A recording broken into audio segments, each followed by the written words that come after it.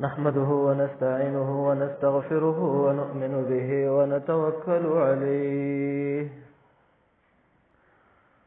ونعوذ بالله من شرور أنفسنا ومن سيئات أعمالنا من يهده الله فلا مضل له ومن يضلله فلا هادي له ونشهد أن لا إله إلا الله وحده لا شريك له ونشهد أن محمدا عبده ورسوله أعوذ بالله من الشيطان الرجيم بسم الله الرحمن الرحيم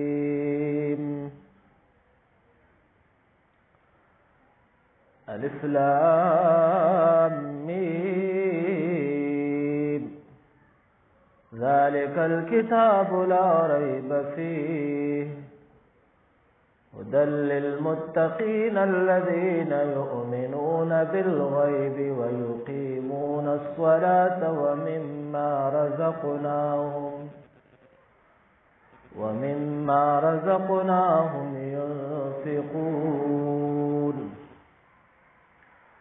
إن الله وملائكته يصلون على النبي يا أيها الذين آمنوا صلوا عليه وسلموا تسليما زمارون كل بجوم عند الشريف اللهم صل على محمد وعلى آل محمد كما صليت على إبراهيم وعلى آل إبراهيم إنك حميد مجيد اللهم بارك على محمد وعلى آل محمد كما باركت على إبراهيم وعلى آل إبراهيم إنك حميد مجيد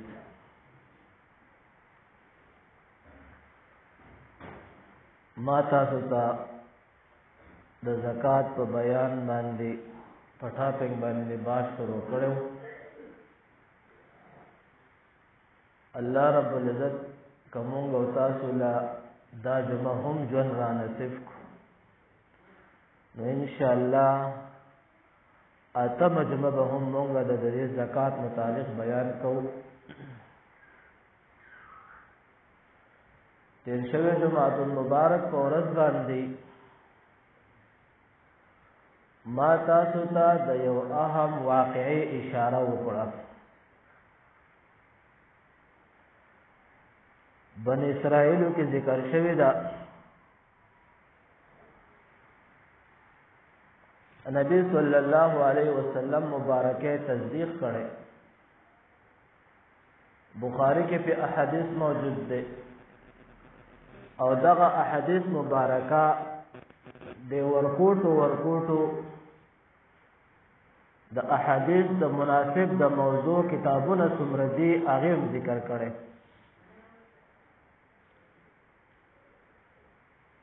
تاسو ته ما دا ویلو چې اوس راته پته نشته چې خو په هغه زمانه کې موږ هم د دریم په جماعت د عصري تعلیم په کتابونو کې هم د احادیث لوستلو استادانو راته پڑھاو کړو.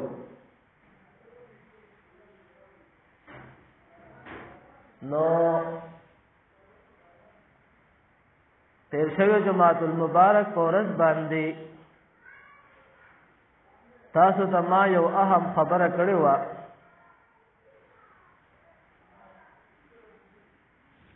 چې الله رب العزت په یو درې کسانو باندې امتحان کوو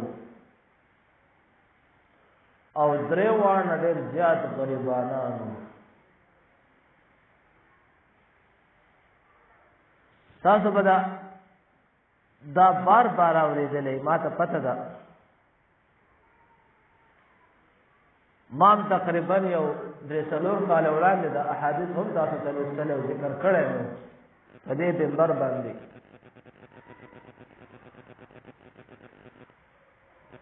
په دې کې زما یو اهم تلفظات ته اشاره ده په دې کې.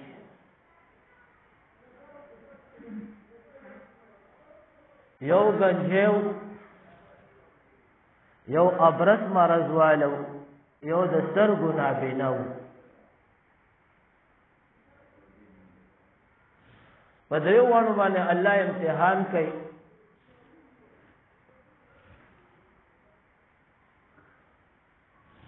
او تاسو ته مې دا هم ویلو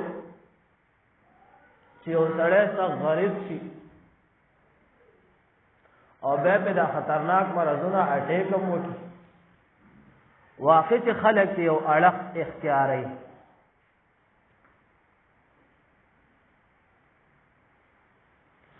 او دا درې وړه داسې مرضونه دي چې د دې مرضونو علاج تر آج تک لا محال نه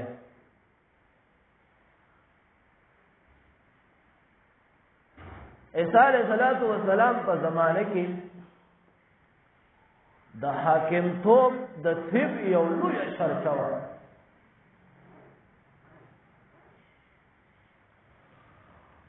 داسې چرچا و چې طب ډېر مخکې تللی و خو د دې علاج د دې مرضونو علاج چا نه شو کولی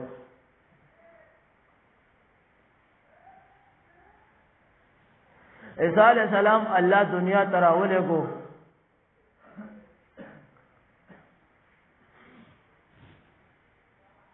او الفاظ به داسې ویل قم باذن الله چې مړ به را پاسول قم باذن الله دا الله په حکم پاسېږي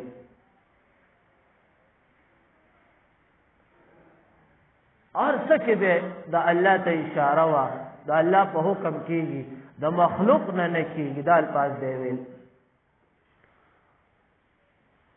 او چې کم لا محال مرض علاج به عیسی علیہ السلام په راس راخوستو الله بوله په خټم شفا ورکړه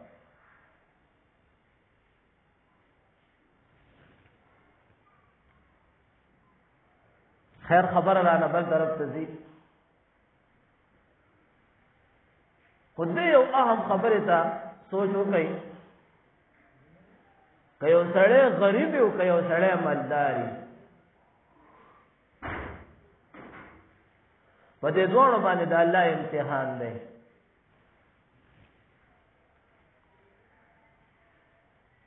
دغه غریب له هم الله رب العزت د جسمانت په لحاظ سره د دو سترګو مبارکو ته وګورئ که غریب دی او که مالدار دی او که فقیر دی یوې سترګې خرڅولو ته تیار نه دی چې دا ټوله دنیا ورله ورکې هم دې ته تیار نه دی نو زه به تاسو ته دا ووایم چې د هرباو د کیرباو سترګې الله دې د جسمانت له ورکړي دي بې دغه شانتې دا لاسونه دي بې دغه شانتې دا خپې دي او بیا په دې کوپړې کې دا دماغ چې دي دا ټولو له الله یو شانتې ورکړي دي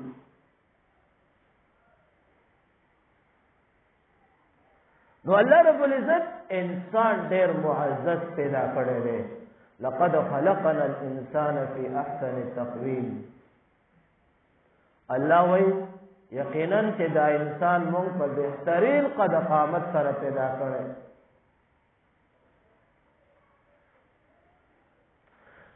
دا خاندانونو دا منصبونه چې پکې مونږ جوړ کړي دي دا هم د دې د پهچان دپاره جوړ کړي تعارفو چې تاسو په دې سره یو بل وپېژنئ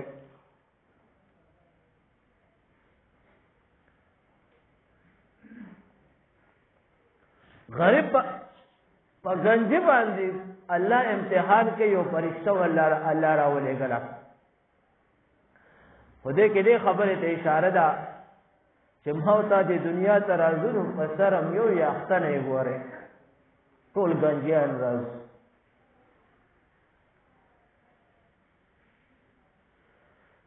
نو په گنجی باندې الله امتحان کوي فرشته ورته راولېږله گنجي ته وایي څه مطالبه دي ده وایي څه داسې خواهشات لري دا انسان چې مالی پوزیشن لږ کمزوری معاشیت د انسان چې کله کمزورې نو هغه که په ملکي سطحې او هغه که په فردي سطحې نو هغه هم دغه مطالبه کې چې ډېر مال حال لا سره وي.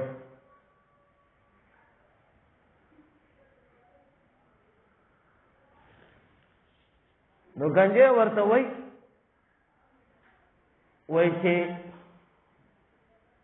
چې ډېر اوښان وی را سره او دې سر باندې مې دا یخته نشته دی چې دا یخته مې راغلی وی ځکه خلک رانه کرکه کوي نفرت کوي رانه. فرشتې پې لاس ووالو یو اوښی ورله ورکه برکتي اوښه وایي ځه دا سره وه او دې نه به الله تعالی ډېر مال حال درکړي.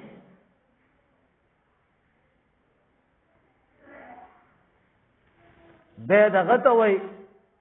ابرس مرض واله لراله وایي څه خواهشات لري؟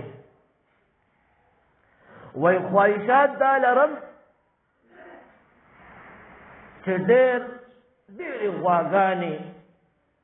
او غویان دا را سره وي او یو د ابرس مرض دی خلک رانه کرکه کوي چې دا رانه الله خوا کړي. فرشتې پې لاس ووال هغه هم چې الله خوا کو یو غوا یې ورله ورکړه وې دا واله او د دې نه به الله تا ته ډېر حساب کتاب درکړي. دا سره وه نابینا لراله په سر ګړوله وایي څه خواهشات لري؟ وایي ډېر خواهشات دا خواهش لرم چې الله راله سترګې راکړي او الله رب العزت راله ګډې او چیلۍ راکړي او خو په دنیا دې څه لیدلي هم نه و. دا وخت د زمانې سره ولا فرشتې یوه چیلۍ او یوه ګډه ورکړه بلار به چې دا سره وه دې نه به الله ډېر حساب درکړي. دا درې واړه الله دې د وخت د زمانې سره ډېر مخکې لاړل او مالداره شول. کامیاب شول. وس الله دغه فرشتې ته واپس امتحان واخله. لاولم دغه گنجل رااله وې د لارې مسافر یم که یو اوښه دې راکړې وی چې لږ مزل مې پې کړی وی د هلکي طرف ته روان یم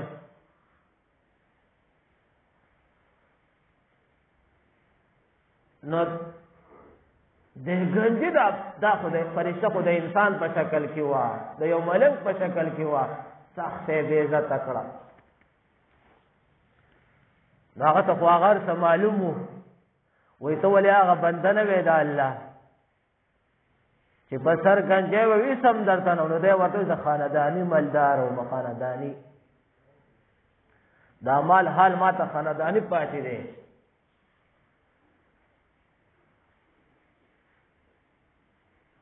نو الله رب العزت هغه څه واپس واغستل او په سر یې گنجی.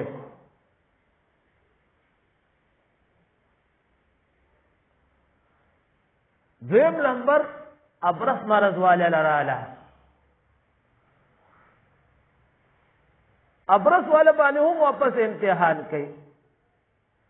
د هغې سره خو هم دا غواګانې دي نر ماده او ښځه ماده غواګانې دي ورسره غلامان دي ورسره پټ حساب کتاب دی. هغې ته وایي چې غریب یم مسکین یم یو غوا دې راله راکړې وې برسر احمد چې هغه هم د دې فرشتې او د دې ملنګ توهین وکړ. دی ورته وایي ته ولې هغه ابرس مرض واله نه یې؟ دی هم ورته د انسان چې کله لږ مالي حالات ښه شي که نه دنه بیا هغه مخکنی زمانه به یېری دی ورته وایي نه زه خانداني مالدار یم دا خو ما ته د حساب کتاب د خاندانه پاتې دی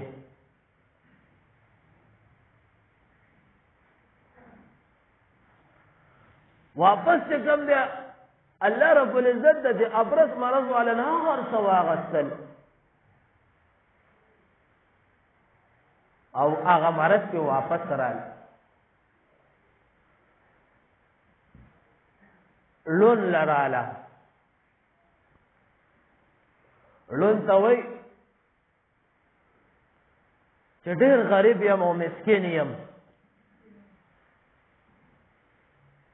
الله ډېر مال حال در کړی دی او د الله په نامه باندې سراک یو ګډه راک نو هغه ورته وایي عاجزي وپکې وایي زه په سترګو ړوند وم دا ټول خپله کهاني ورته بیانه کړې ده ورته دا ټول مال د الله دی چې کوم دی پکې خوښ یې هغه دې ونې ته وبوځه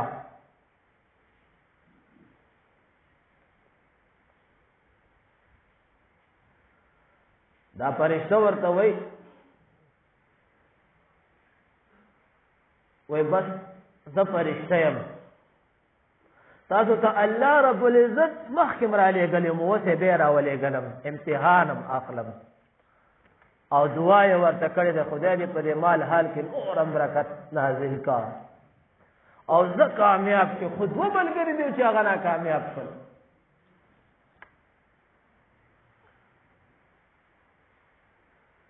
زما ورونو ما یو وچو مې وړاندې یو خبره کړې وه چې د زکات مقصد به درته ویم چې فواید یې څه شی دي خپل مقصد له پکې راځم چې فواید یې څه شی دي قرآن کریم کې الله فرمایي یمحق الله الربا ویربی الصدقات الله رب العزت وی حرام میټاوم ختموم نوم او نشانه ورکوم او څوک چې د الله د مال نه زکات ورکوي صدقې ورکوي الله رب العزت وی هغې له زیاتوم په ظاهره کې هم تا ته دې ښکاري چې ختم شو خو په باطن کې الله زما او ستا مال حال زیاتوي هم د دنیا ښایسته او هم د آخرت ښایسته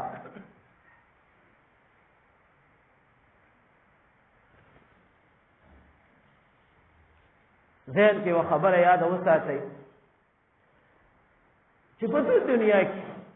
په دې ټولو مخلوقاتو کې الله رب العزت ته محبوب انسانان په خپلو بندګانو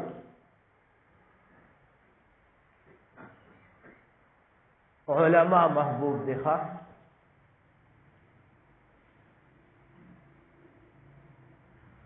حدیث مبارک کې راځي فقیه واحد اشد علی الشیطان من 1000 عابد یو فقیه علم دا شیطان ته سخت د زرو عابدانو نه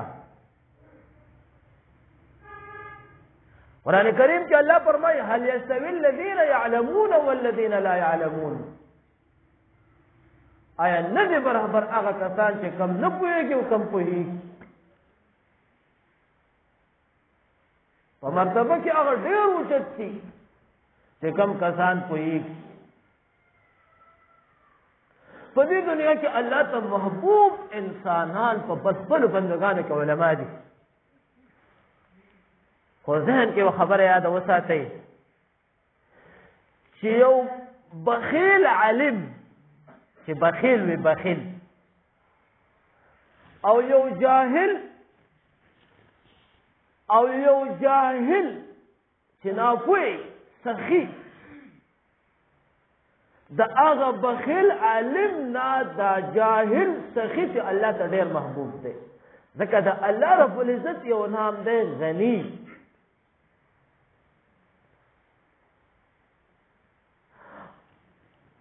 او دې سخاوت چې کوم سړی سخي موږ وایو دا پلانکي سره ډېر مال حال دی یاره غني دی نو دا د الله دا صفت دی بنده سره الله ملحق کړی ده ته رسېدلی دی نو د الله صفت یې ځان کې راوستی دی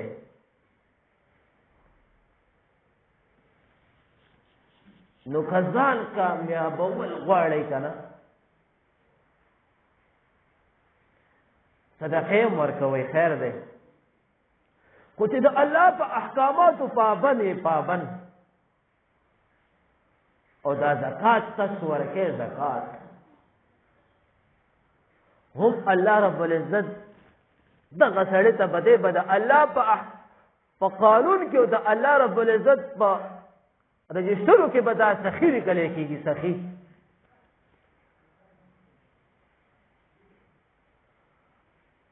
یو خو به تا ته الله رب العزت د سخاوت لقب درکړي او بل لارې الله به دې مال زیات کړي هغه ورځ را سره کمره کې یو ملګری ناست نو مې نه اخلم وی 4,000 روپۍ را سره وی زکات هم 4,000 نه کې خو د هغې نه مې شروع کړې وه وی نن مې د لکونو زکات وځي د پریس مارکیټ ته راغلی وم پردیانو وکړو ما یو بل ملګری مې دی هغه هم دقه راته ووی وی زه زکات ورکوم الله زما مال بې انتها کو بې درېغم چې ما زکات نه ورکولی نو زه به دې حالاتو ته رسېدلی وم خو په زکات سره مال نه ختمېږي په زکات سره مال الله اضافه کوي او بل ملګری مې چې کوم دی هغه هم نن غټ حساب کتاب ورکوي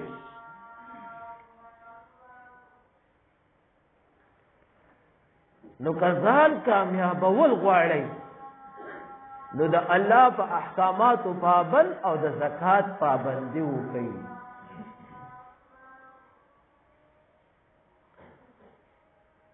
تاسو ته مخکې ما یوه خبره کړې وه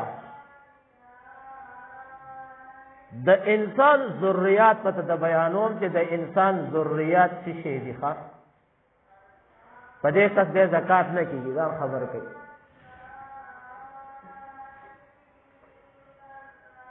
د چا خپل کور نشته په کرایه باندې اوسېږي او دې د کور دپاره د خپل کور دپاره ځان له پیسې جمع کوي د ښه ډېرو روپۍ جمع کوي کالونه پې تېرېږي لګیا دی نو په دې پیسو باندې زکات نشته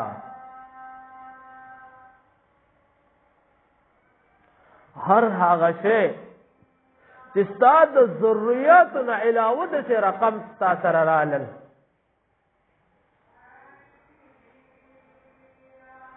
ما په سرو زرو کې او په سپینو زرو کې ګوره قید ذکر کړی و هغه چې بار دي ځکه په هغې باندې احادیث مبارکه موجود دی 52 تولې سپین زر 7.5 تولې سونا دا چا سره رال کال په 1300 زکات پسې ورکوي دا بل حساب دی دغه ضرورتو ته ضرورت نشته خو که چېرې یو انسان نغد رقم جمع کوي او دا نغد رقم د دې د ضرورتو نه بار شول ضرورت یې ختم شول او کال په تیر نو دا مال وجب زکات د چا کور نشته د کور دپاره لګیا دی همت کوي د چا وعده نشته د خپل وعده دپاره نغد رقم جمع کوي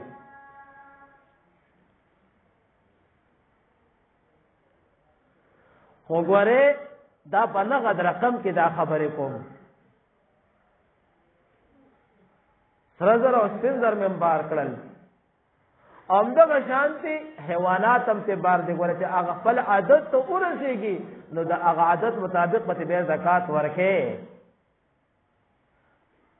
هغې بیا ستا ضرورتو ته خبرې نشته دغه شانتې د ځمکې نه پیداوار راوچت شو تالی کرونده فصل در کو نو بیا د هغې خپل عشر دی به ته ادا کوې که ته غریب او که مالدارې دا په نغد رقم کې خبرې کوم چې ستا سره نغد رقم دومره رالل تا کور نه دی جوړ ځان نه په خسته کور جوړ کا تا واده نشته دی ځان د پاره د واده د پاره نغد رقم جمع کې نو په دې باندې زکات نشتا ستا د کور نور ضرورت دي نور ضرورت تاسو سره په کور کې رالل او ستا د هغې ته ستا سخت ضرورت دی نو باغې باندې زکات نشتا انشاءالله الله رب العزت کا موږ تاسو له ژوند را نصیب کو آئنده جمعه که خیر زندگی وا نو زکات په چاله ورکو او چاله بنا ورکو دا موضوع بیانوم الله رب العزت موږ تاسو له عمل کولو توفیق را نصیب واخر دعوانا ان الحمد لله رب العالمين